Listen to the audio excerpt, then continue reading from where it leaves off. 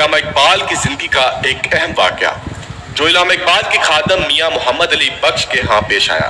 مجاہد ملت حضرت مولانا محمد عبدالستار نیازی اس واقعے کے اصل راوی تھے۔ گجرانوالہ کے ایک بزرگ علی بخش کے پاس آئے اور کہا کہ انہیں علامہ اقبال کی زندگی کے کچھ واقعات بتائے۔ علی بخش نے جواب دیا، میں ساری باتیں کہہ چکا ہوں، اب کوئی بات باقی نہیں رہی۔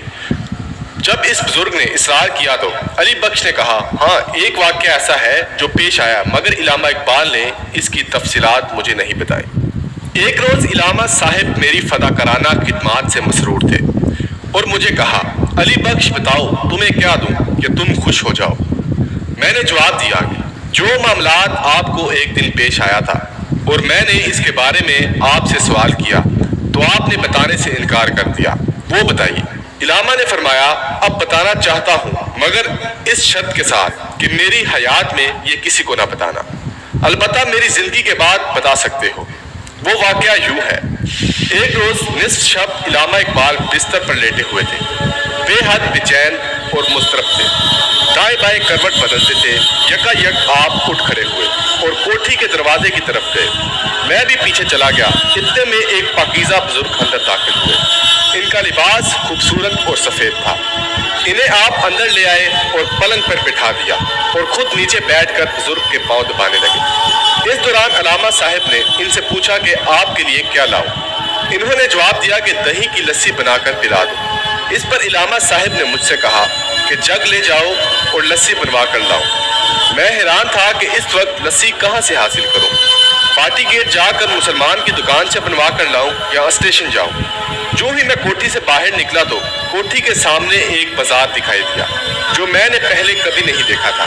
بازار میں مجھے ایک لسی والے کی دکان نظر آئی۔ میں اس کے پاس گیا اور اسے کہا، مجھے جگ میں لسی بنا کر دے دو۔ اس نے جگ مجھ سے لے کر اچھی طرح دھویا، پھر ایک دہی کی سنک اٹھا کر اپنے کڑوے میں لسی بنا دی اور جگ میں بھر دی۔ میں نے پیسے پوچھے تو سفید ریش بزرگ نے جواب دیا کہ علامہ صاحب سے ہمارا حساب چلتا رہتا ہے، تم لے جاؤ اور ان کو پیش کر دو۔ میں جگ لے کر آیا اور حضرت علامہ کو پیش کر دیا۔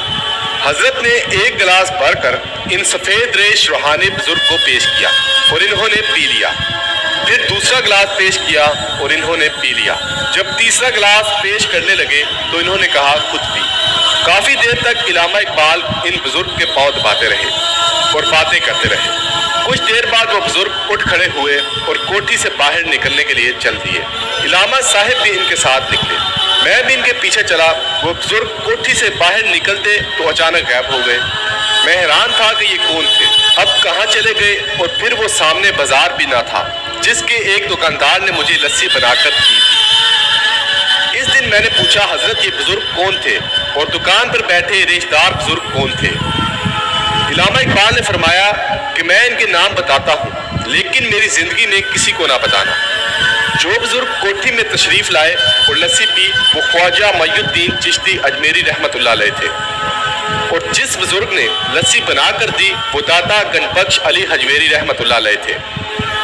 دوستو، آخر میں آپ کی خدمت میں علامہ اقبال کا ایک شعر پیش کرنا چاہتا ہوں۔ کی محمد سے وفا تو نے تو ہم تیرے ہیں، یہ جہاں چیز ہے کیا لوہو قلم تیرے ہیں۔